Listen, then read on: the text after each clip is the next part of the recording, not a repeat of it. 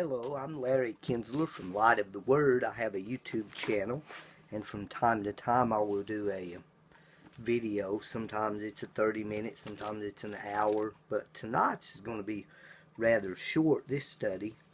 But the reason I'm contemplating this study is, let me grab my glasses, is today a famous talk show host was actually talking a little bit about the Bible, and he was contemplating a really good question, and the question was this: why would God put the tree of knowledge of good and evil in the garden and then command Adam and Eve to abstain from it or not partake of it? And that's a good question, and at face value one would think that someone that would do that would be arbitrarily unfair. It paints God in a category that makes God look like he's unfair. I mean, think about this. You're planting a tree that has the knowledge of good and evil in this tree, and then you're telling someone to stay away from it. And that's not the first time in the Bible that there is the likelihood or the danger, you might say, of someone contemplating God as being unfair. If we turn over to Romans chapter 9, the argument's being made about the potter and the clay here. And in Romans chapter 9, Paul is anticipating this very response to God. That's not fair, God, when he starts talking about Jacob and Esau. But right after Paul makes this statement in Romans 9:13, as it is written, Jacob have I loved, but Esau have I hated, Paul anticipates an immediate reaction. That's not fair, God. So Paul answers the anticipated question from the objector. Here it is, verse 14. What shall we say then? Is there unrighteousness, and that would be unfairness, with God? Now this word is used. The most negative phrase in the New Testament is the phrase God forbid. Paul uses that over and over again in his letters, especially the one in Rome. So let's go back to Genesis and let's apply this to Genesis in our story.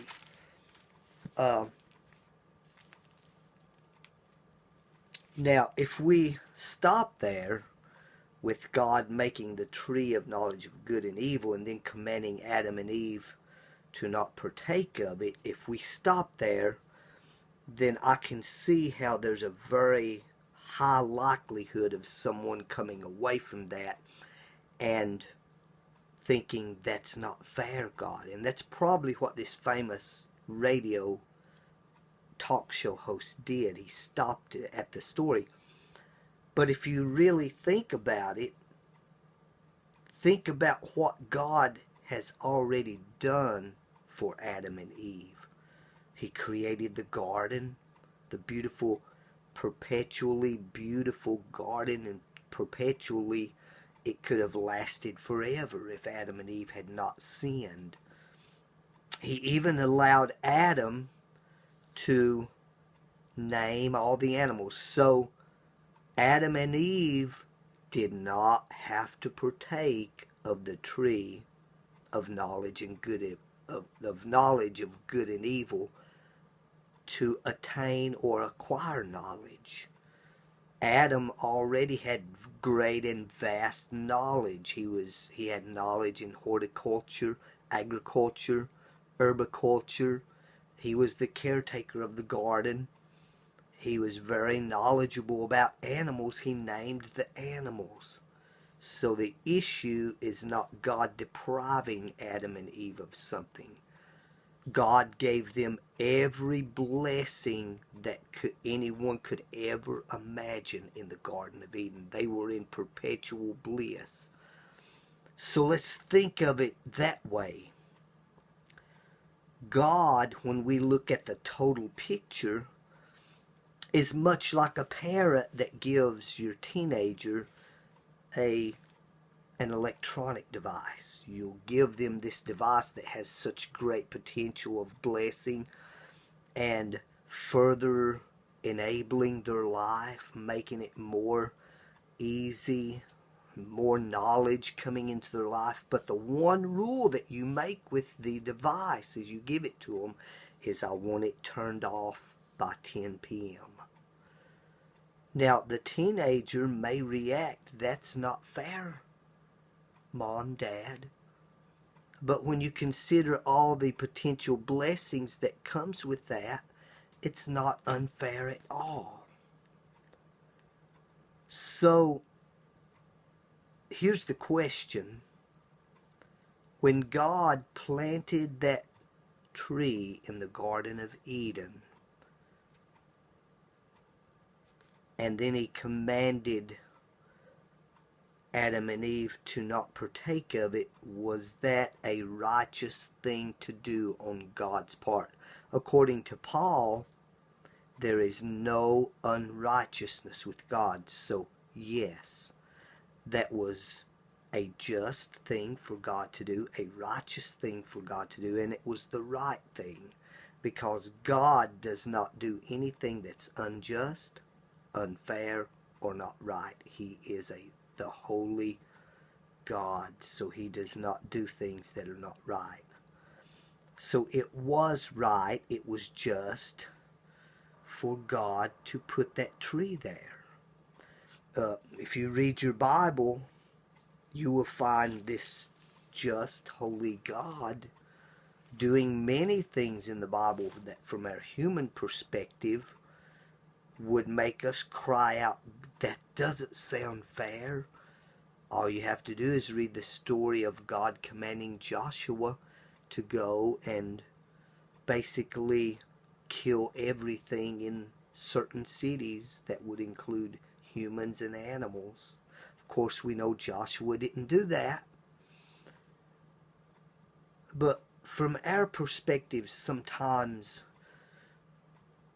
we just think of things from our perspective. But when we look at God's perspective, from God's perspective, especially realizing that there is no unrighteousness with God, it helps us to answer this seemingly difficult question in the book of Genesis.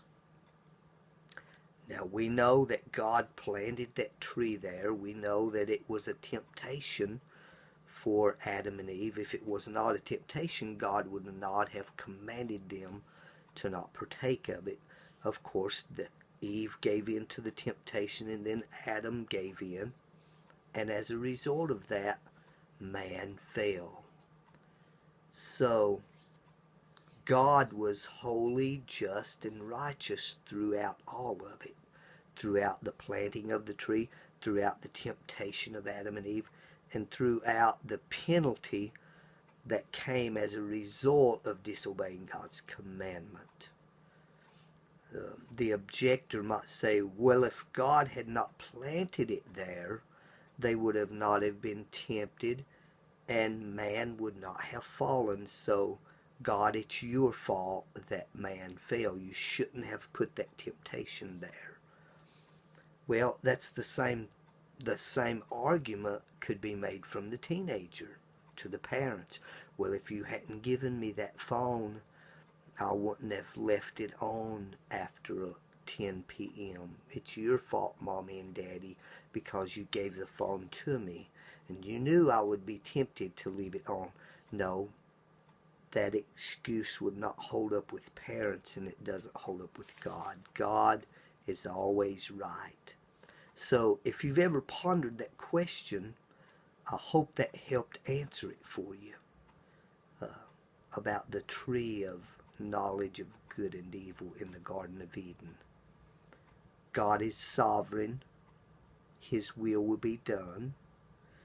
But man, even though everything works out exactly the way a sovereign God plans it to, man is still held responsible for his choices. That is perfectly illustrated in the tree of knowledge of good and evil in the Garden of Eden and the story that we find there.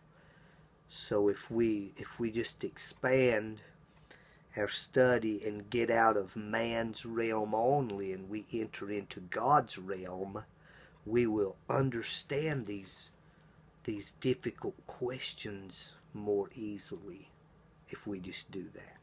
Thanks. God bless.